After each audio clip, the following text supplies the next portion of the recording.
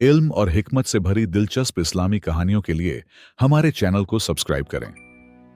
अस्सलामु अलैकुम वरहमतुल्लाहि वबरकातुह। कहानी के पहले हिस्से में हमने देखा सामिर अपनी बीमार मां के लिए दवा जिन्हों की सरजमीन में वाक़े एक झोपड़ी में रहने वाली बूढ़ी जादूगरनी से लाता है।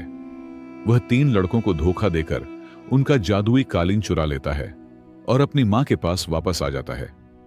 फिर वह शहजादी के पास जाता है और उसे जिन्न के कब्जे से आजाद करा के जादुई कालीन पर अपनी मां के घर ले आता है। मां दवा पीती है और अल्लाह के हुक्म से शिफा पा जाती है। सामिर की शहजादी से शादी हो जाती है और वह दोनों मां के साथ घर में खुशी से रहने लगते हैं। अब आगे क्या होता है इस कहानी में हम देखेंगे। एक दिन सामिर घर के सामने एक दरख्त के नीचे अपनी बीवी के साथ बैठा होता है। शहजादी उससे पूछती है कि क्या तुमने कभी उन 3 लड़कों के बारे में सोचा है जिनका कालीन तुमने लिया था? सामिर ने उसे देर तक देखा और उसके दिल में जैसे कुछ टूट सा गया। फिर उसने अफसोस भरे लहजे में कहा कि मुझे इस बात का बहुत दुख है। मैंने उन लोगों को धोखा दिया था और सच यह है कि यह बात मुझे बहुत तकलीफ देती है। मुझे इस पर जरा भी फख्र नहीं। शहजादी ने सर हिलाया और आसमान की तरफ देखते हुए कहा कि जो कोई दूसरों का हक लेता है उसे एक दिन उसकी कीमत जरूर चुकानी पड़ती है। तुम्हें वह सब कुछ वापस करना होगा जो तुमने उनसे लिया है। सामिर ने जवाब दिया कि हां, मैं इस बारे में सोच रहा हूं और मैं वादा करता हूं कि मैं वह सब कुछ उन्हें वापस कर दूंगा। और उधर दूसरी तरफ वो तीनों जिन लड़के अपने वालिद के सामने आपस में एक दूसरे से लड़ रहे थे। बड़ा भाई गुस्से में छोटे भाई को कसूरवार ठहरा रहा था और कह रहा था कि यह सब उसी की गलती है, जबकि छोटा भाई जवाब दे रहा था कि यह लालच बड़े भाई की थी। वालिद यह सब सुनकर सर पकड़कर बैठ गया और अफसोस भरी नजरों से अपने बेटों को देखने लगा। बस करो, जिन्न बुजुर्ग ने सख्त आवाज में कहा कि तुम्हारी लालच और आपसी झगड़ों की वजह से ही वह नौजवान तुम्हें धोखा दे सका और अब तुम्हारे दादा की तरफ से मिली हुई कीमती चीजें एक इंसान के हाथ में जा चुकी हैं। छोटे भाई ने सर उठाकर कहा कि हम यूं बैठे नहीं रहेंगे और हमें उसके कदमों के निशानों का पीछा करना चाहिए। बड़े भाई ने भी हामी भरते हुए कहा कि हां, हमें अपनी चीजें वापस लेनी है, जबकि वालिद ने समझदारी से कहा कि ठीक है, मगर गुस्से में नहीं। तीनों लड़के रेत में कदमों के निशान देखते हुए चलते रहे और आखिरकार वे उसी बूढ़ी जादूगरनी की झोपड़ी तक पहुंच गए जिसने सामिर की मदद की थी। झोपड़ी के बाहर खड़े होकर उन्होंने दरवाजे पर दस्तक दी और बूढ़ी औरत दरवाजा खोलकर उन्हें देखकर चौंक गई। हमें उस नौजवान इंसान के बारे में बताओ जो यहां आया था, बड़े भाई ने पूछा। जादूगरनी घबरा गई और बोली कि कौन नौजवान? मैं तो अकेली रहती हूं और वह सिर्फ एक मुसाफिर था। मुझे उसके बारे में कुछ नहीं मालूम। तीनों भाई झोपड़ी के अंदर नजर डालते रहे, मगर कुछ न मिलने पर मायूस होकर वापस लौट गए। बड़ा भाई बड़बड़ाया कि कहीं ना कहीं वह मिल ही जाएगा। उधर सामिर के घर से दूर जिन्न शहरजाद के भाग जाने की खबर सुनकर सख्त गुस्से में आ गया और बोला कि मैं इन सब से सख्त बदला लूंगा और शहरजाद को दोबारा महल लाकर उससे शादी करूंगा। यह कहते हुए उसकी आंखों में इंतकाम की आग भड़क रही थी। रात हुई तो आसमान पर बादल छा गए। चांद और सितारों का निशान तक न था। सामिर के घर में अजीब घटनाएं होने लगीं। खिड़कियां अपने आप खुलने और बंद होने लगीं। ऐसी आवाजें आने लगीं जैसे कोई छत पर चल रहा हो। सामिर और शहरजाद सो रहे थे, लेकिन ये आवाजें सुनकर सामिर की मां की आंख खुल गई। या अल्लाह, ये कैसी आवाजें हैं? मां ने सोचा। वह अपने कमरे से बाहर निकली तो देखा कि घर का मुख्य दरवाजा अपने आप खुल रहा है और बंद हो रहा है। अचानक तेज हवा चली और चिराग बुझ गया। मां डर गई और वापस अपने कमरे में चली गई। दरवाजा बंद किया और कुरान पढ़ना शुरू कर दिया। शहरजाद की आंख खुली। उसे लगा जैसे कोई उसका नाम पुकार रहा हो। उसने कान लगाया। दूर से एक भारी आवाज आ रही थी, शहरजाद, शहरजाद। शहरजाद के शरीर में कांप दौड़ गई। वह जिन्न शहजादे की आवाज पहचानती थी। उसने तुरंत सामिर को जगाया। उठो सामिर, मुझे किसी काले ताकत का एहसास हो रहा है। जिन्हों का शहजादा वापस आ गया है। सामिर तुरंत उठ बैठा। उसने चारों तरफ देखा। तुम ठीक तो हो? उसने शहरजाद से पूछा। अचानक डरावनी गरज की आवाज आई और कमरे में तेज रोशनी चमकी। ऐ इंसान, क्या तुम समझते हो कि मुझसे हमेशा बच सकोगे? एक दमदार आवाज गूंजी, इतनी तेज कि घर की दीवारें हिल गईं।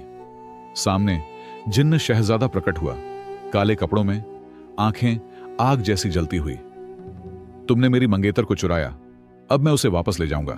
जिन्न ने हाथ उठाया और सामिर हवा में उठ गया, जैसे किसी ने उसे बांध दिया हो। सामिर हाथ पैर हिलाता रहा, मगर हिल न सका। वह चिल्लाया, शहरजाद, भागो! शहरजाद ने जिन्न शहजादे के पैर पकड़ लिए। तुम्हारी लड़ाई सामिर से नहीं, मुझसे है। उसे छोड़ दो, मैं तुम्हारे साथ चली जाऊंगी। जिन्न शहजादा ठहाका लगाकर हंसा। नहीं, अब मैं दोनों को सबक सिखाऊंगा। उसने सामिर को जमीन पर पटका, इतनी जोर से कि वह बेहोश हो गया। शहरजाद चीखी, सामिर! जिन्न शहजादा आगे बढ़ा। आओ शहजादी, यह समय बहुत पहले आ जाना चाहिए था। उसने शहरजाद का बाजू पकड़ा। शहरजाद ने विरोध किया। छोड़ो मुझे! शहरजाद रो पड़ी। जिन्न ने उसे उठाया और हवा में काले बवंडर में गायब हो गया। सुबह हुई तो सामिर होश में आया। उसका सिर दर्द से फट रहा था। चारों तरफ तबाही थी और शहरजाद गायब थी। शहरजाद! उसने चिल्लाकर पुकारा, लेकिन जवाब में सिर्फ खामोशी मिली। सामिर की आंखों से आंसू बहने लगे। वह शहरजाद को नहीं बचा सका था। मां कमरे में आई। उसने सामिर को गले लगा लिया। मां, जिन्न शहरजाद को ले गया, मैं कैसे उसे बचाऊं? सामिर रोता रहा। मां ने धीरे से कहा, बेटा, पहले दूसरों का हक वापस करो, फिर अल्लाह तुम्हारी मदद करेगा। सामिर ने अपनी आंखें पोंछी और सर हिलाया। आप ठीक कहती हैं मां। सामिर उठा और संदूक से जादुई कालीन, टोपी और जूते निकाले। मैं पहले कालीन वापस करूंगा, फिर अपनी बीवी को बचाने जाऊंगा। उसके चेहरे पर अब इरादा था, आंखों में तैस्सुम की चमक थी। सामिर ने जादुई कालीन, टोपी और जूते लेकर सफर शुरू किया। उसने कालीन से कहा, मुझे 3 जिन्न भाइयों के पास ले चलो। कालीन हवा में उड़ गया और कुछ देर बाद एक पहाड़ी के पास उतरा। सामिर कालीन से उतरा और चारों तरफ देखा। वहां एक गुफा था जिससे रोशनी आ रही थी। सामिर गुफे के दरवाजे पर गया और दस्तक दी। अंदर से आवाज आई, कौन है? सामिर ने जवाब दिया, मैं सामिर हूं, मुझे आपसे माफी मांगनी है। दरवाजा खुला और तीनों भाई सामने खड़े थे। उनकी आंखों में गुस्सा और हैरत दोनों थे। सामिर ने झुककर उनके सामने जादुई चीजें रख दी। ये आपकी चीजें हैं, मैंने गलत किया था, सामिर ने कहा। मेरी मां बहुत बीमार थी, मुझे दवा चाहिए थी और मेरे पास और कोई रास्ता नहीं था। सामिर ने अपनी पूरी कहानी सुनाई। मां की बीमारी, दवा की तलाश, शहरजाद की नजात और अब जिन्न शहजादे का बदला। बड़ा भाई बाकी भाइयों की तरफ देखा, फिर सामिर से कहा, तुमने हमारी चीजें चुराई, लेकिन तुमने उनकी सुरक्षा भी की और अब तुम उन्हें वापस ले आए हो। सामिर ने सर झुकाया। मैं आप सबसे माफी चाहता हूं और अगर आप मेरी मदद करें तो मैं आपका आभारी रहूंगा। छोटे भाई ने आगे बढ़कर सामिर का कंधा थपथपाया। हम तुम्हारी मदद करेंगे। हमारे वालिद ने कहा था कि इंसान गलतियां करता है, मगर जो इंसान अपनी गलती मान ले वह सबसे बड़ा इंसान है। सामिर की आंखों में आंसू आ गए। आपका शुक्रिया, आपका एहसान मैं कभी नहीं भूलूंगा। तीनों भाइयों ने फैसला किया कि वे बूढ़ी जादूगरनी के पास जाएंगे, शायद वह कोई मदद कर सके। सब कालीन पर बैठ गए और झील के पास जादूगरनी के झोपड़ी की तरफ चल पड़े। जादूगरनी उन्हें देखकर खुश हुई। मैं जानती थी कि तुम वापस आओगे सामिर। जादूगरनी ने एक पारदर्शी जादुई बोतल निकाली। इसमें इत्र है जो जिन्हों को कमजोर करता है। यह लो, इससे तुम जिन्न के महल में दाखिल हो सकोगे, मगर सावधान रहना, जिन्न शहजादा बहुत ताकतवर है। सामिर ने बोतल ले ली। मैं शहरजाद को बचाकर रहूंगा, चाहे मुझे अपनी जान ही क्यों न देनी पड़े। उधर महल में जिन्न शहजादा शहरजाद को धमका रहा था, तुम मेरी हो शहरजाद, कल हमारी शादी होगी। शहरजाद ने सिर हिलाकर इनकार किया, मैं कभी तुम्हारी नहीं हो सकती, मेरा दिल सामिर के पास है। जिन्न शहजादा गुस्से से चिल्लाया, सामिर, सामिर, वह तुम्हें कभी नहीं बचा सकेगा। वह मुझसे टकरा नहीं सकता। सामिर अकेला महल की तरफ बढ़ा, जबकि 3 भाई दूर पहाड़ी पर इंतजार करने लगे। सामिर ने जादुई बोतल खोली और अपने ऊपर छिड़की, फिर धीरे से महल में दाखिल हुआ। मगर जिन्न शहजादा पहले ही उसका इंतजार कर रहा था। आखिर आ ही गए तुम, सामिर, जिन्न हंसा। तुम्हारा यह नया जादू भी मेरे सामने कमजोर है। जिन्न शहजादे ने अपने हाथ उठाए और तेज हवा का झोंका आया। सामिर हवा में उठ गया और फिर बहुत दूर तक फेंक दिया गया, एक बड़े रेगिस्तान में, जहां चारों तरफ सिर्फ रेत ही रेत थी। जिन्न तीनों भाइयों के पास पहुंचा और उनसे कालीन, टोपी और जूते छीन लिए। अब तुम सब भी मेरे कैदी हो। तीनों भाई जिन्न के जादू से बेहोश हो गए। सामिर रेगिस्तान में अकेला पड़ा था, शरीर में दर्द, मुंह सूखा और दिल टूटा हुआ। सूरज की तपिश उसके शरीर को जला रही थी। अल्लाह मियां, मेरी मदद कर। सामिर ने आसमान की तरफ हाथ उठाकर दुआ की। आंसू उसकी आंखों से बह रहे थे, मगर वह सूरज की तपिश में जल्दी ही सूख जाते। सामिर को प्यास लगी थी। उसने उठने की कोशिश की, मगर शरीर इतना कमजोर था कि वह हिल भी नहीं सकता था। शहरजाद, मैं तुम्हें बचा नहीं सका, उसने सोचा, और फिर बेहोश हो गया। सूरज डूबने लगा और रेगिस्तान में ठंडक फैलने लगी, मगर सामिर को कुछ पता नहीं था। वह बेहोशी की गहरी नींद में था। नींद में सामिर को एक ख्वाब आया। ख्वाब में एक नूरानी बुजुर्ग उसके पास आए, सफेद चादर में लिपटे हुए, चेहरे पर नूर की चमक। सामिर, तुमने बहुत हौसला दिखाया है, बुजुर्ग ने कहा। अल्लाह तुम्हें जरूर मदद देगा। बुजुर्ग ने अपनी उंगली से एक हरी अंगूठी निकाली। यह लो, इसमें अजीब ताकत है। सामिर ने अंगूठी ली। उस पर अरबी में कुछ लिखा हुआ था। अल्लाह का नाम लेकर इस अंगूठी को इस्तेमाल करना, बुजुर्ग ने कहा, और आयत अल कुर्सी पढ़ना। अल्लाह तुम्हें कामयाब करेगा। सामिर ने पूछा, आप कौन हैं? मगर बुजुर्ग मुस्कुरा दिए। यह जानना जरूरी नहीं, बस याद रखो, जब दुनिया में सब रास्ते बंद हो जाए तो अल्लाह का दरवाजा खुला रहता है। अचानक सामिर की आंख खुली। वह तुरंत उठ बैठा। सूरज की पहली किरण अफक पर दिखाई दे रही थी। सामिर ने अपनी हथेली की तरफ देखा और हैरान रह गया। वही हरी अंगूठी वहां थी। यह सच है, उसने सोचा। अंगूठी इतनी चमकदार थी कि रेगिस्तान में भी आसानी से दिखाई दे रही थी। सामिर ने अंगूठी पहनी और ख्वाब में सुनी हुई बात याद की। अल्लाह का नाम लेकर इस्तेमाल करना। बिस्मिल्लाहिर्रहमानिर्रहीम, सामिर ने कहा और अंगूठी को रगड़ा। अचानक अंगूठी से हरी रोशनी निकली और सामिर के चारों तरफ फैल गई। मुझे जिन्न के महल पहुंचा दो, उसने कहा। एक पल में सामिर ने खुद को हवा में महसूस किया और फिर पल भर में जिन्न के महल के सामने खड़ा था। महल काले पत्थरों से बना था। उसके दरवाजे पर कोई पहरेदार नहीं था। सामिर ने बिस्मिल्लाह पढ़ी और अंदर दाखिल हुआ। उसे शहजाद के रोने की आवाज सुनाई दी। आवाज की तरफ बढ़ते हुए वह एक बड़े कमरे में पहुंचा, जहां जिन्न शहजादा तख्त पर बैठा था और शहरजाद जंजीरों में जकड़ी खड़ी थी। तुम, जिन्न शहजादा चौंका, तुम जिंदा हो और मेरे महल में कैसे पहुंचे? सामिर ने हौसले से कहा, मैं अल्लाह की मदद से आया हूं। उसने आयत अल कुर्सी पढ़ना शुरू किया। जैसे जैसे वह पढ़ता गया, जिन्न शहजादा चीखने लगा। उसके साथ ही भागने लगे। सामिर ने आयत अल कुर्सी पूरी की और फिर जोर से कहा, मैं अल्लाह के नाम पर तुम्हें हुक्म देता हूं, शहरजाद को आजाद कर। जिन्न शहजादा ने अपना चेहरा ढक लिया। वह दर्द से चीख रहा था।